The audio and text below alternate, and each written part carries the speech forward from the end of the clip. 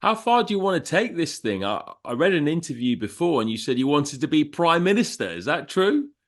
Well, that was a bit of tongue in cheek, to be honest. It was obviously a bit of a joke, ongoing joke, MP, with my initials. And, I think everyone knows, that's a bit far-fetched. But it's an interesting, sort of subject, really, since I did my sort of journalism degree at St. Mary's University.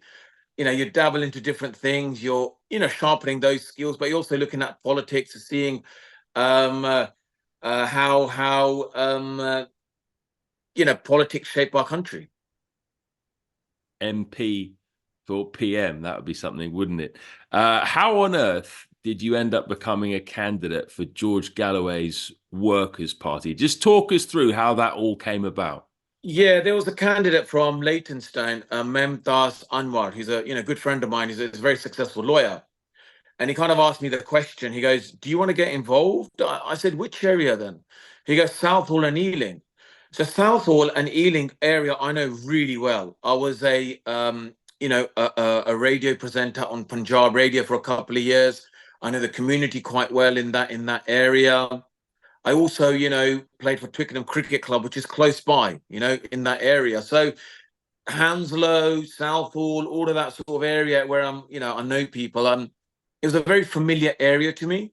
So if it was somewhere else, let's say, I don't know, Croydon, Gravesend, or even Ascot, like areas which I'm not familiar with, I probably said no. This is probably, not for me. Southall and Ealing, I think opportunity to explore and let's see how it goes.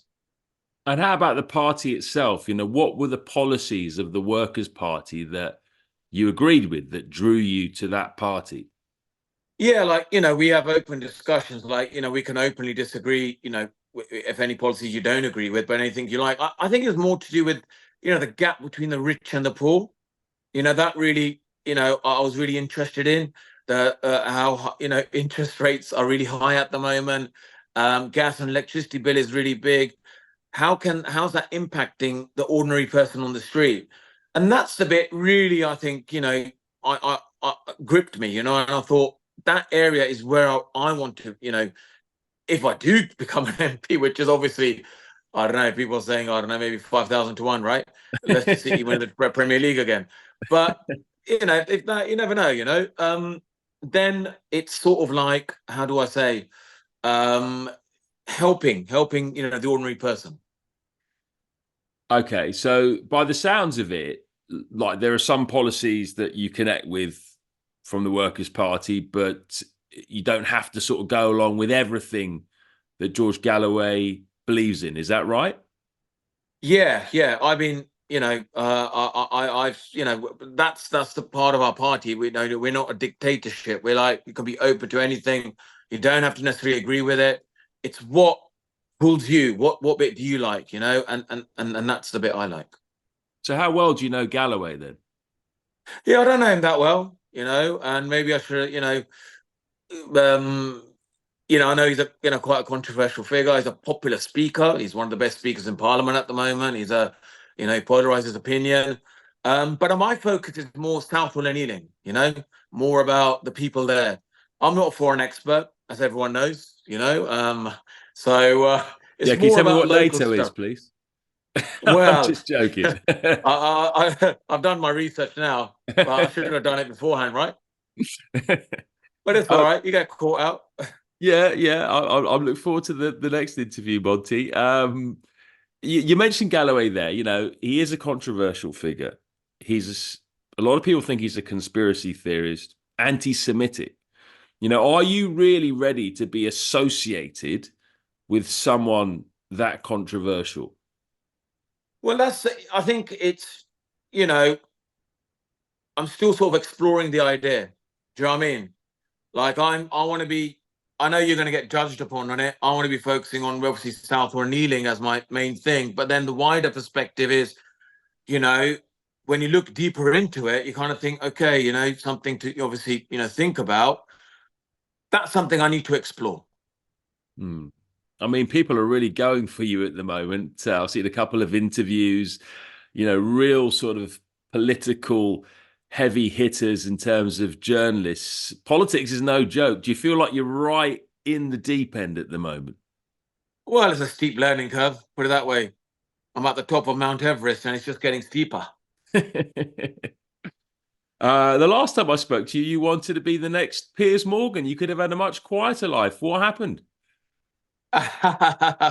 Well, there's so many things now, isn't it? Oh, maybe make a comeback in cricket or do that. But I think generally speaking, I've invested my time in journalism, and if I become, the next Piers Morgan, then I've done really well in life because he's a very successful journalist, right? And he's someone, I think, in terms of a journalist, he just knows how to, people talk about him, and he gets people watching him, right? He's got that thing about journalism, and in the end, journalism is about viewership, people watching you, being, the talk of the town, and he's obviously in that category. And he's a big cricket fan as well, and I know really well. He's a really good friend as well. So, but there's a long way to go yet. There's plenty more steps to get there. Yeah. And just finally on the politics, because I want to move on to cricket as well. But, this is a tough world that you are in. And I know that you've been searching for your niche since you retired. And I'm just concerned that, there aren't others around you in politics who you've got a big name, who might be sort of thinking, well, they can use your name and take advantage of you. Do you have any worries about that?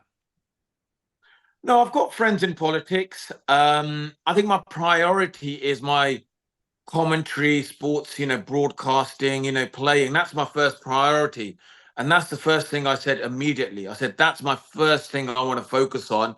And then, like I said to you earlier, I've seen people like Harbhajan Singh, Navjot Singh Sidhu, these guys are successful politicians in their country. I'm inspired by them. They, Sikh like me, I get inspiration from them, in particular Harbhajan Singh. And I'm thinking, well, can I do the same in the UK? So let's see how the journey goes.